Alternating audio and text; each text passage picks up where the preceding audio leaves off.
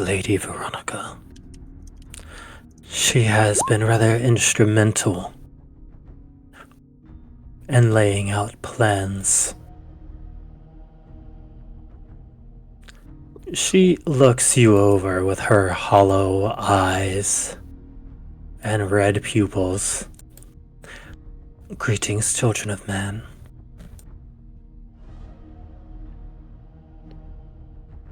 Greetings to you, your ladyship. An honor to make your acquaintance. I'm sure we'll be seeing each other quite often. She looks you slowly up and down. That would be interesting. Wouldn't it just? I love the defiant tone of your voice. You be the first. Or perhaps second after Regalna. It's so very hopeful. Oh, that doesn't sound right, my lady. But it does, and there's always something beautiful about watching hope drain. You see Renvark look over. That will be enough. Contain yourself. Inside check. Same. Absolutely roll it. Yeah, I'll take it. I'll take Okay, it. well, I have to take it. Well, Rohan, there's definitely a power dynamic there. Mm-hmm. Clint, thinking about all the beings in his service, they are all definitely powerful and forceful personalities. Mm. But all have the commonality that they are ultimately under the control of the House of Augustine.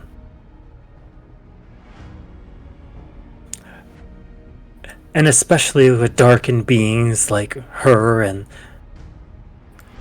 the General, you have to make sure they stay in line, sometimes with force. Roger that.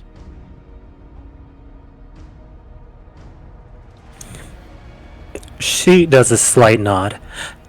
As you say, my king. Before looking back over Jaw, I hope we meet again. As if fate would give us a choice. She is rather pleasant, your majesty. Rather sharp of wit and tongue. Would that we were all so bold. I can respect it. In same regard as how I can respect you and Leona. And her, Lady Veronica. I'd be a hypocrite to call you out for wanting to wield the dark. I do not want to wield the dark. I would crush it as soon as I would hold it in hand. But it must be conquered nonetheless. The light will fade from this world. Study your history. Look at your boundaries. Your cities have been shrinking year after year after year. The light cannot hold for forever. And when it fades, we will need men and women sharp and strong as steel to meet what comes next. You feel it around you, though. You can tell the world is preparing us for what comes next.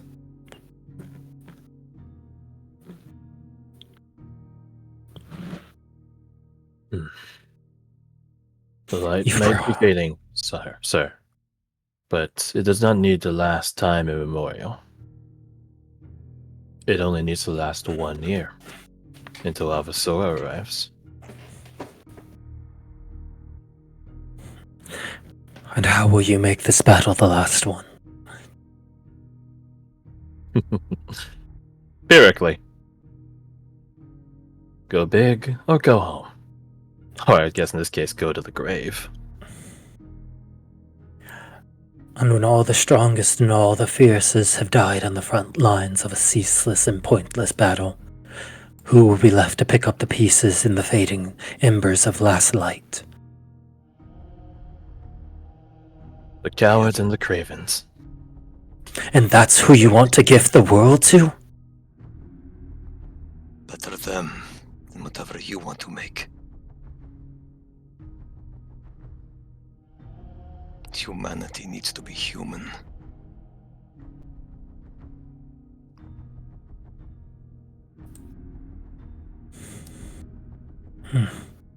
He just nods.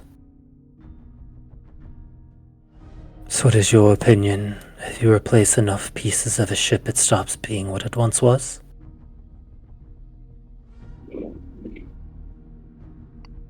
Sounds to me like you're jumping the ship.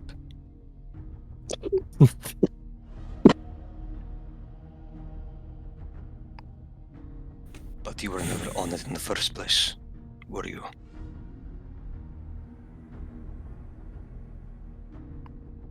At least your subjects were.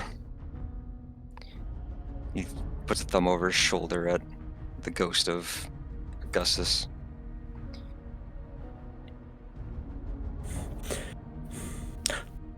My subjects are likened unto my own children.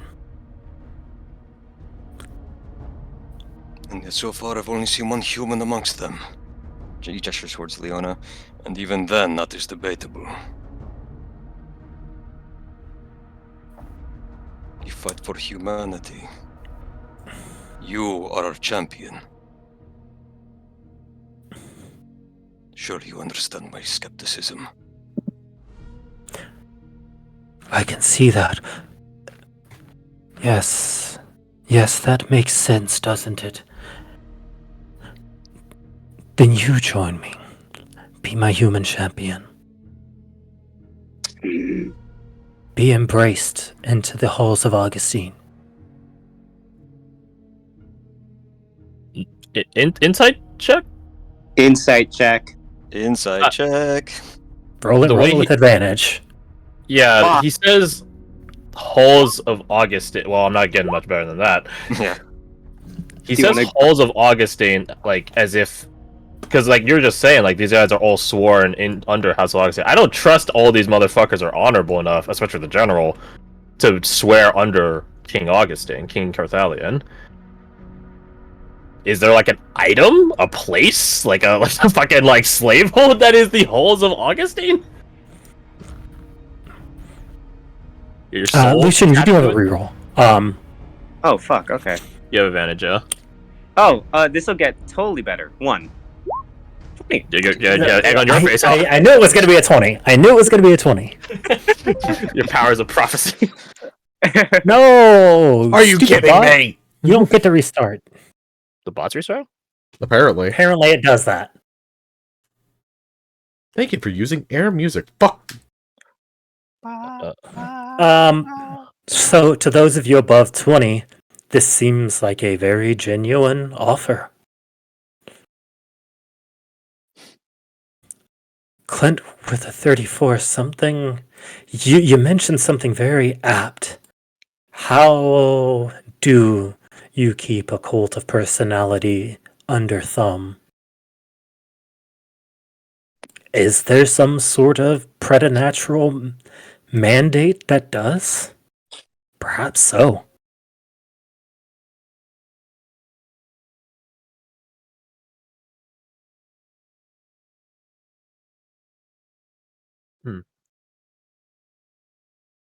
I'm sorry, I'm trying to see what's up the bot right now. I'm joining the support server. So he says, join me. Grow strong with me. Give me counsel on where to proceed forward. But let's take this fight together. We need not be enemies. In truth, I want nothing but your flourishing.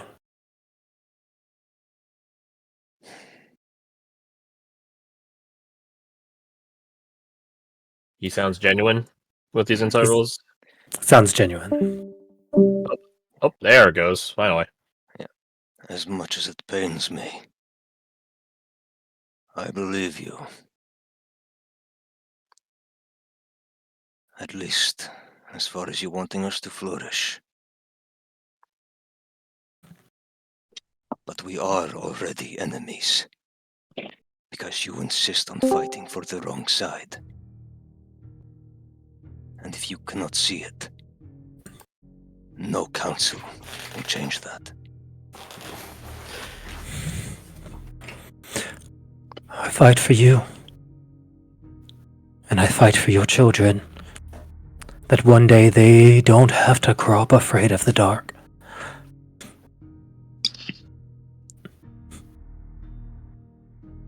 They would grow up loving it. And that is worse.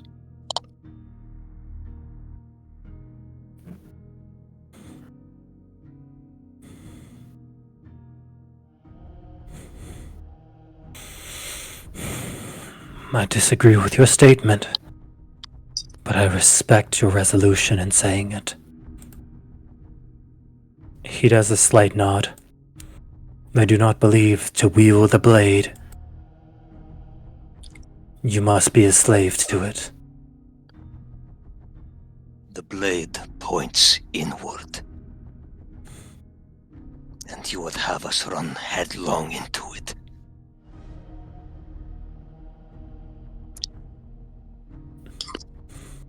Oh. I would. That you do not die frozen around a faded flame. That if you least must die, it's standing on your feet, fighting for something you believe in. Not a cold and shrill ending in a futile cause, fighting for a dead god who never wanted you in the first place.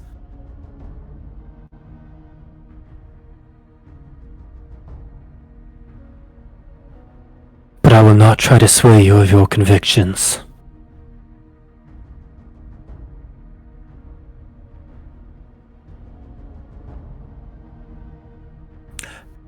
In truth, as ill-suited as they are, and how foolish, I respect how strongly you hold to them.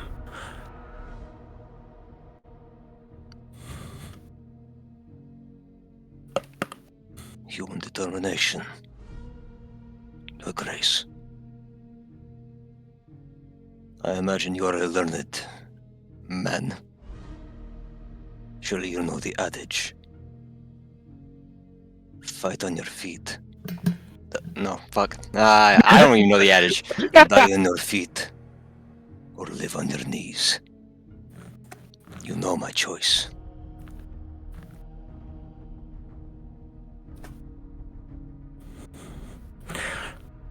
I do. And I will see you in the wars to come. But what of the rest of you? Clint has his arms crossed, thinking right now. His hand is tucked under his chin, just sort of staring. I guess technically at Leona, but it's clearly a 1,000-yard stare. So he's just sort of regarding her general direction. You see Lucky just with his arms crossed off, sort of looking towards the side. Nope, that's gonna be a no for me. Casual Lucky. All the things I love and everything I've enjoyed in life has came from the light. So I'm good about your dingy dark world. See you out there. Base to Lucky. Yes. Respectfully, you killed my brother. Fuck you.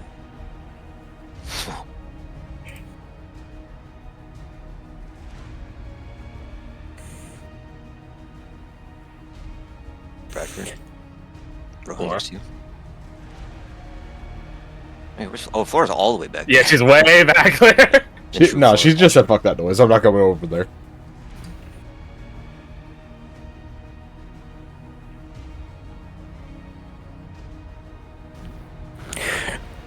You see Carolyn cross her arms and stand up straight.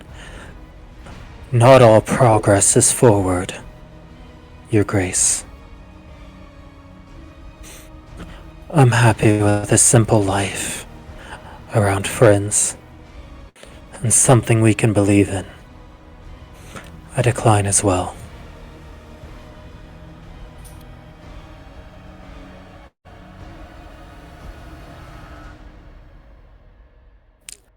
Then are we decided? How are you so confident you can wield fiendish influence? What evidence do you have? Because like my father before me, I already can. And I know in time, more like me and him will be born. A new heir, a strong heir.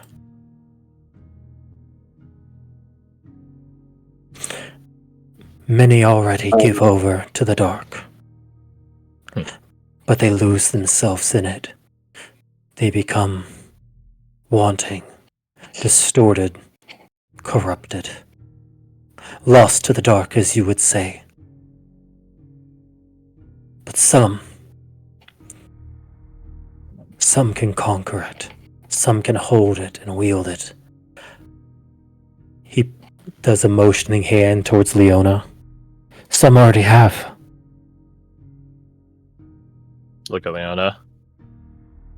Did she do anything at being gestured at by the king, Regent? She would just turn her head to look back towards y'all like, well, do you believe that?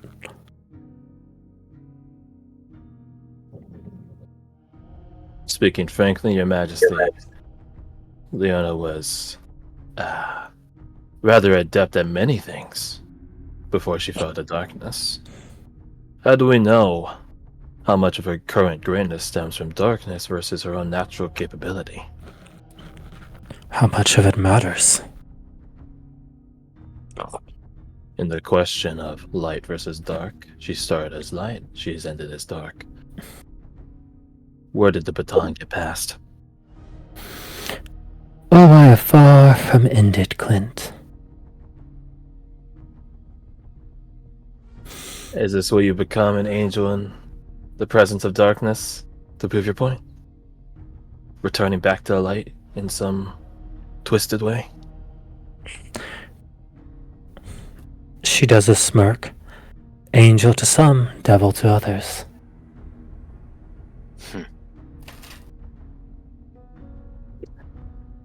Well, regardless of which one it is, certainly a pain in our backs. Whether you embrace dark and conquer it, or simply overpower it and strike it down doesn't matter to me. As long as you fight and you win. Your creeds, your beliefs, your traditions are your own. I do not wish to stomp out or erase the beautiful diversity of culture we have amongst us. I just wish that our children are not born into a world of fear.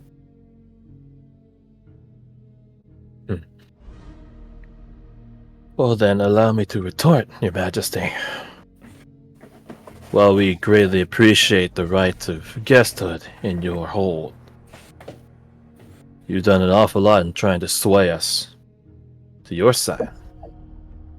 But might I ask, with all the grand machinations and planning and resources you have, did it ever occur to you that the light might be made stronger, more than doubled, if you came forward from the shadows of Sycusia and brought such concerns forward? Then please, proselytize to me. You've done great work with your limited retinue. But you are constantly assailed, perhaps by your own planning, perhaps not, by forces of light such as us. You quite clearly know that we will not bend to you. And you respect that. And I respect that you will hold to your own as well. But if the avenue, no matter the means, the result is all you care about, then what's the point of two heads of the same being biting at each other? Two hands slapping each other, just preventing the other from reaching the goal.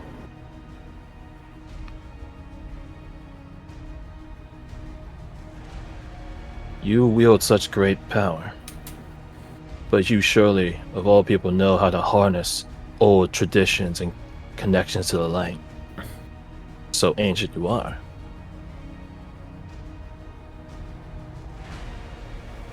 I just ask that you don't double down on your own path, lest it blind you from the potential.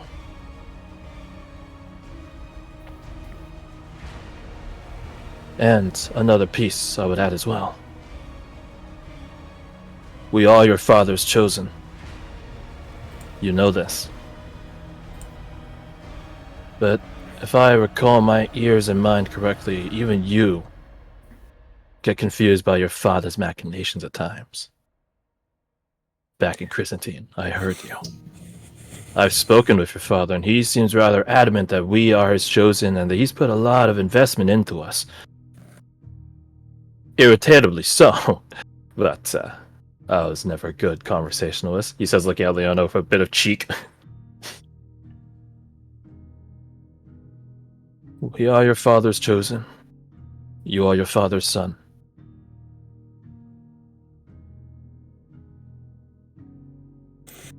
I don't see why we can't work together if we genuinely are on the same side.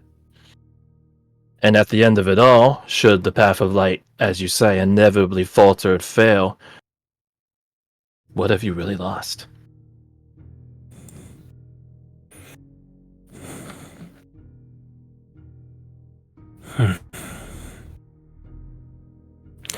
In truth, I do wish I knew what he had to say. I wish he spoke,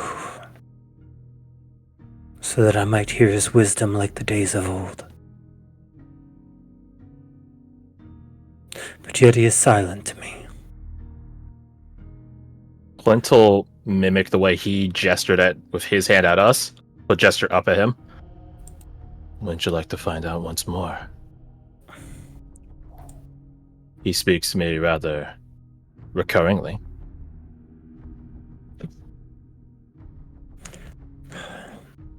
The selfish side of me would love nothing more. But if my father had something to say, he would say it. Like if my mother wanted to reappear, she would. Oh, what? What? That's not good. But yet we are bereft of our elders. So I carry on in their stead. I am my mother's daughter as much as my father's son. But who is your mother?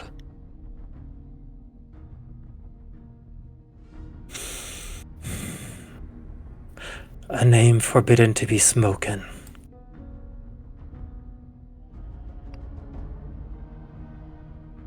Forbidden by the great lion.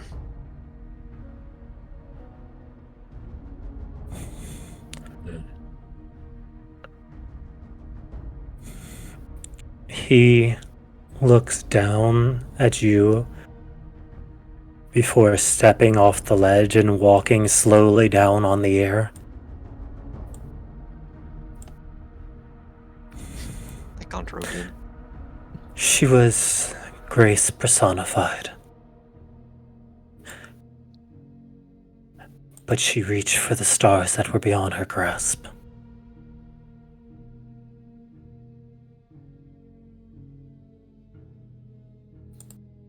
And after that,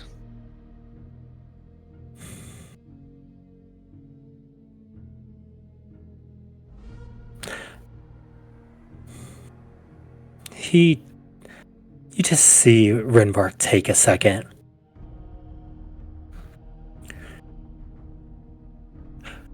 After that, we choose to remember her as the person she was, not the brief moments of madness that ended her.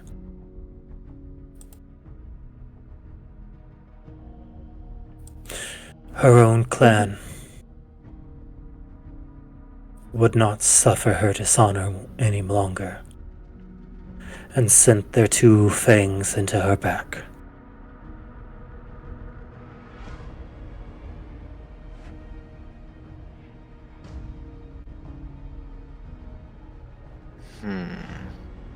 You're getting a mental flashback to the Blaze Victor's wielding right now.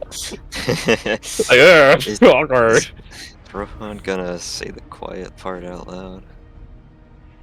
Yes. And what did you learn from that?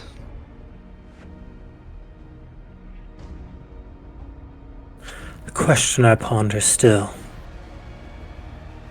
I often wonder why, despite everything, my father never faulted her. He couldn't. She was perfect in his eyes. Love has a way of doing that. Not just love, but he admired her ambition, even when it came against his own.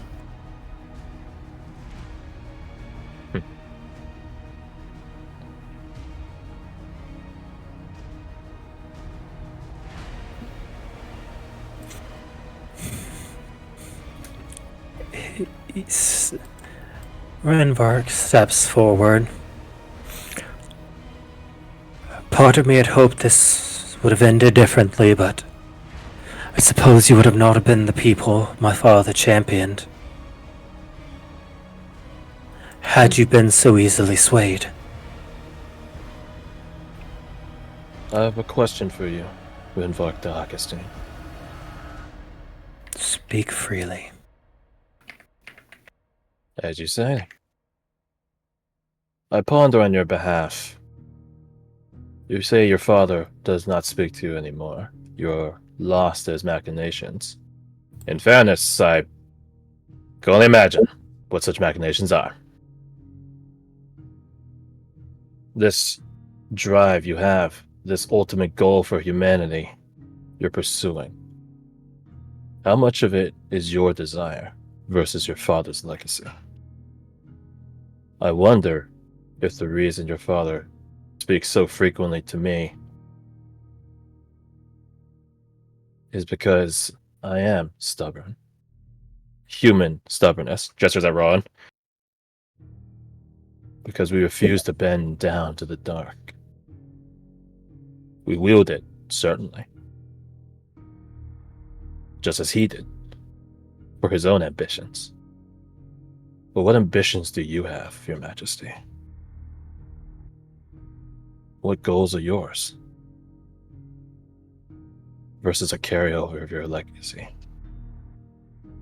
And I mean to sound rude, but from what glimpses I've gotten of King Garth Island, he definitely seems a man who wants his people to have some backbone in choosing their own destiny.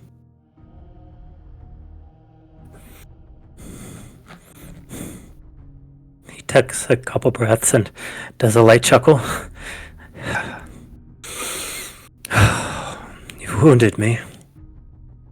Only for your sake, Your Majesty. Perhaps so. Perhaps I have made his dream my dream. But I will recover him from his oath, and I will relieve him of his burden.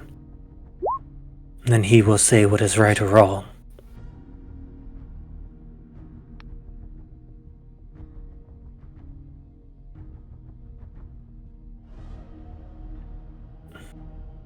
It could be made all the faster if you're willing to work with us.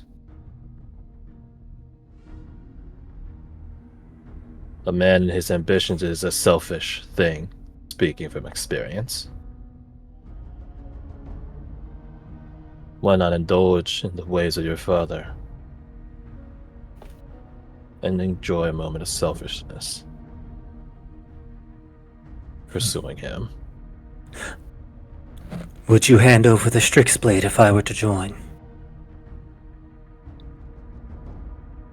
there's a moment where Quinn's like, the blade or the person carrying the title, but immediately realizing it doesn't matter, they're the same thing anyways. That's why that's necessary for your reunion.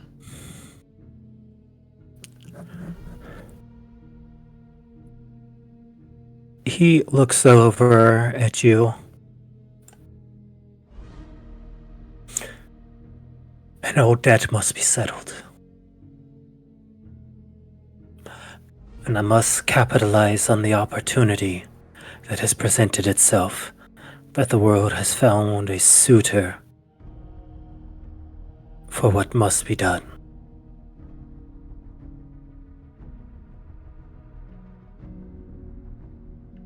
You speak in riddles.